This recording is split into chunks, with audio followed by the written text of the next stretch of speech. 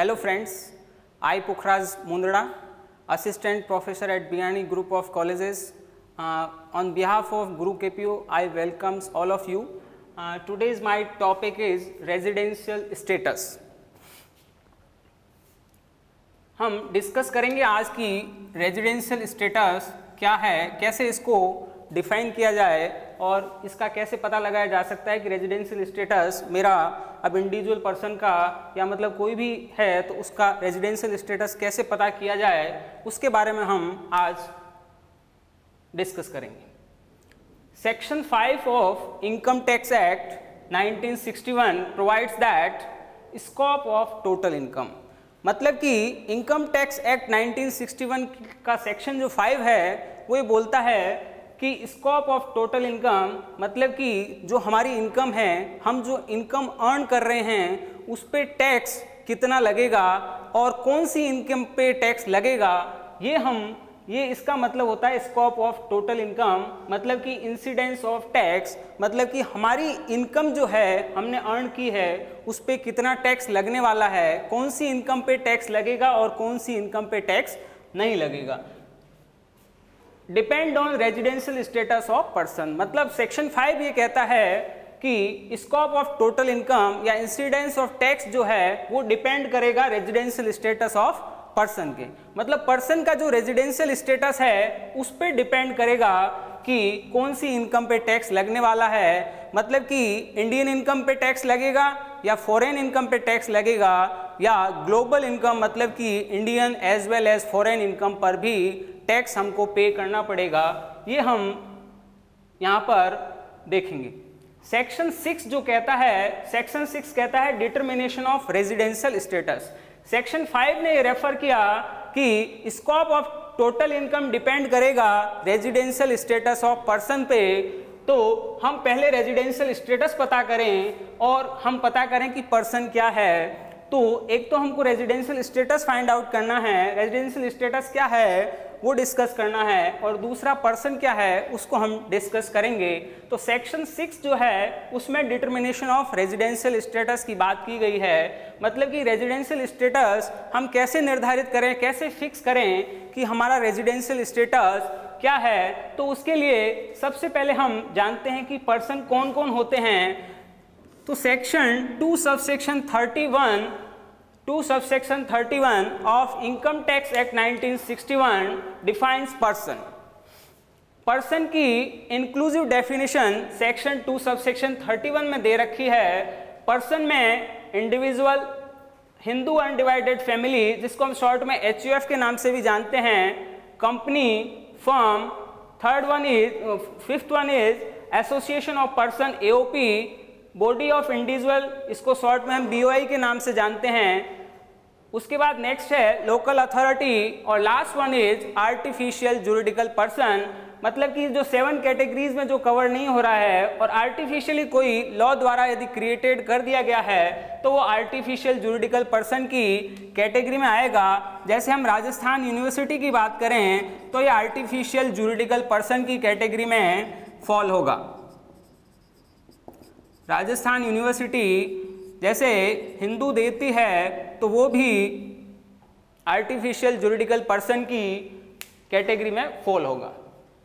अब हम sequentially first discuss करते हैं कि इंडिविजुअल जो है, इंडिविजुअल क्या होता है। सबसे पहले हम डिस्कस करते हैं इंडिविजुअल क्या है। इंडिविजुअल की वैसे कोई डेफिनेशन एक्ट में नहीं दे रखी है, बट इंडिविजुअल का सिंपल मीनिंग ये है कि ह्यूमन बीइंग, मेल और फीमेल जो भी है वो यहाँ पर इंडिविजुअल की कैटेगरी में फॉल होंगे। तो इंडिविजुअल का जो रेजिडेंशियल स्टेटस हम फाइंड आउट करेंगे वो 2 कैटेगरीज होगी, बेसिकली मोटा मोटी 2 कैटेगरीज है। फर्स्ट वन इज इंडिविजुअल की category resident and second one is non resident, यानी कि NR। रेजिडेंट को हम फर्दर डिवाइड करते हैं 2 कैटेगरीज में, ordinary resident and not ordinary resident. Ordinary resident को हम शॉर्ट में OR से रिप्रेजेंट करते हैं और नॉट ऑर्डिनरी रेजिडेंट को हम NOR से रिप्रेजेंट करते हैं और नॉन रेजिडेंट को हम NR से रिप्रेजेंट करते हैं। अब रेजिडेंट कब होगा और नॉन रेजिडेंट कब होगा, नॉट ऑर्डिनरी रेजिडेंट कब होगा और ऑर्डिनरी रेजिडेंट कब होगा, इसके लिए क्या क्या कंडीशंस हमको फुलफिल करनी है, तब जाकर के ये रेजिडेंट होगा या नॉन रेजिडेंट, ये हमें पता करना है। तो condition to be fulfilled for becoming ordinary resident, not ordinary resident और नॉन रेजिडेंट।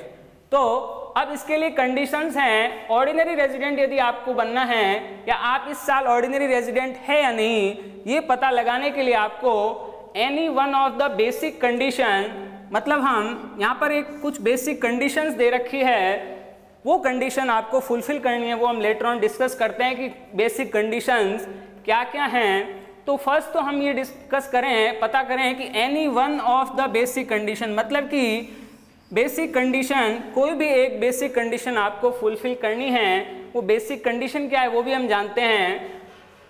और नेक्स्ट हमको फुलफिल करना है plus both of the additional condition, मतलब कि एक तो हमारे को बेसिक कंडीशन फुलफिल करनी है और उसके अलावा हमारे को जो बोथ ऑफ द, मतलब कि दो एडिशनल कंडीशन है हमारे पास, उन दोनों एडिशनल कंडीशंस को हमारे को फुलफिल करना है। यदि हम इस कंडीशन को फुलफिल कर देते हैं तो हम ऑर्डिनरी रेजिडेंट की कैटेगरी में फॉल हो जाएंगे। और नेक्स्ट आता है not ordinary resident. Not ordinary resident में भी same process, any one of the basic condition, मतलब कि ऑर्डिनरी रेजिडेंट के केस में भी यही था कि any one of the basic condition is satisfied, मतलब एनी वन, और इसमें भी यही है कि any one of the basic condition is satisfied, मतलब कि नॉट ऑर्डिनरी रेजिडेंट के केस में भी आपको एक बेसिक कंडीशन फुलफिल करनी ही होगी। दो बेसिक कंडीशन है, उसमें से एक आपको फुलफिल करनी जरूरी है और इसमें भी आपको एक कंडीशन फुलफिल करनी जरूरी, और साथ में इसमें एनी और none of the additional condition is satisfied.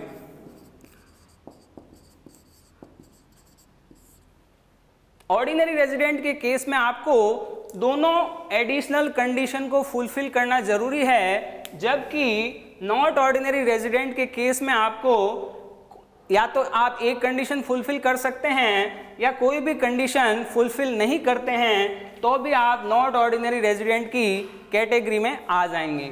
इसका मतलब ये हुआ कि रेजिडेंट जो है, रेजिडेंट यदि एक बेसिक कंडीशन फुलफिल कर देता है तो वो सीधा नॉट ऑर्डिनरी रेजिडेंट की कैटेगरी में फॉल हो जाएगा, और उसके बाद यदि वो बहुत एडिशनल कंडीशन सेटिस्फाई करता है तो वो ऑर्डिनरी रेजिडेंट की कैटेगरी में आ जाएगा। नेक्स्ट है नॉन रेजिडेंट, इसको हम शॉर्ट में बोलते हैं NR. None of the basic condition is satisfied, मतलब कि नॉन रेजिडेंट के केस में हमको कोई भी कंडीशन फुलफिल करने की ज़रूरत नहीं है, मतलब कि अल्टीमेटली ये हुआ कि आप यदि ऑर्डिनरी रेजिडेंट की कैटेगरी में फॉल हो जाते हैं या नॉट ऑर्डिनरी रेजिडेंट की कैटेगरी में फॉल हो जाते हैं, यदि इन दोनों ही कैटेगरी में फॉल नहीं होते हैं तो आप अपने आप से ही ऑटोमेटिकली नॉन रेजिडेंट की कैटेगरी में फॉल हो जाएंगे। नेक्स्ट हम डिस्कस करते हैं basic conditions and additional conditions. Basic conditions and additional conditions, ordinary resident के केस में हमारे को एक बेसिक कंडीशन फुलफिल करनी होती है और both of the additional conditions हमको फुलफिल करनी होती है। तो बेसिक कंडीशन क्या है? Stay at least 182 days in previous year in India. Stay at least 182 days in previous year in India, मतलब कि इंडिया में कम से कम 182 दिन वो प्रीवियस ईयर में इंडिया में रहा हो। यदि ये कंडीशन फुलफिल नहीं हो पाती है, मतलब कि 182 डेज से यदि कम रहता है, तो नेक्स्ट कंडीशन एक और है, उसको भी आप फुलफिल करके ऑर्डिनरी रेजिडेंट की ये बेसिक कंडीशन रेजिडेंट के लिए फुलफिल कर सकते हैं। तो 60 डेज इन प्रीवियस ईयर, मतलब प्रीवियस ईयर में तो आप 60 डेज स्टे करें इंडिया में, और प्रीवियस ईयर से जो पहले के जस्ट पहले के जो 4 साल हैं उसमें 365 दिन, मतलब एट लीस्ट, मतलब कम से कम होना चाहिए। ये एट लीस्ट है, एट मोस्ट नहीं है, at least 60 days and at least 365 days in 4 year immediately preceding the previous year। मतलब प्रीवियस ईयर से पहले के 4 सालों में यदि 365 दिन या उससे ज़्यादा रहा है तो भी ये बेसिक कंडीशन फुलफिल हो जाएगी। नेक्स्ट आती है एडिशनल कंडीशन। एडिशनल कंडीशन ये है कि resident in India in 2 year out of 10 year preceding the previous year. मतलब जो प्रीवियस ईयर हमारा इस टाइम जो चल रहा है उससे पहले के जो 10 साल है उसमें वो 2 साल इंडिया में रेजिडेंट रहा हो। मतलब कि इंडिया में 2 साल, कम से कम 2 साल इंडिया में रेजिडेंट रहना जरूरी है अकॉर्डिंग टू बेसिक कंडीशन। मतलब बेसिक कंडीशन यदि फुलफिल करके रेजिडेंट बन जाता है तो ये कंडीशन फुलफिल करनी है। इसमें ऑर्डिनरी रेजिडेंट या नॉट ऑर्डिनरी रेजिडेंट का कोई कॉन्सेप्ट नहीं है, रेजिडेंट होना आपको जरूरी है। और नेक्स्ट है additional condition, at least stay 730 days in 7 year immediately preceding the previous year. मतलब कि जो हमारा प्रीवियस ईयर अभी चल रहा है उस प्रीवियस ईयर से पहले के 7 सालों में आपको 730 दिन स्टे होना जरूरी है। मतलब एटलीस्ट, मतलब कम से कम 730 दिन यदि आप रहे हैं तो आपकी ये बेसिक कंडीशन फुलफिल हो जाएगी। एक बेसिक कंडीशन और दोनों एडिशनल कंडीशन यदि आप फुलफिल करते हैं तो आप ऑर्डिनरी रेजिडेंट बन जाएंगे। ओनली यदि बेसिक कंडीशन फुलफिल करते हैं तो आप नॉट ऑर्डिनरी रेजिडेंट बन जाएंगे। और अगर आप कोई भी बेसिक या एडिशनल कंडीशंस फुलफिल नहीं करते हैं तो आप नॉन रेजिडेंट की कैटेगरी में फॉल हो जाएंगे। इसमें एक एक्सेप्शन है कि stay at least 182 days in previous year in India या 60 days in previous year and 365 days in 4 year immediately preceding the 4 previous year. तो इसमें ये एक्सेप्शन ये है कि यदि पर्सन या तो एम्प्लॉयमेंट के लिए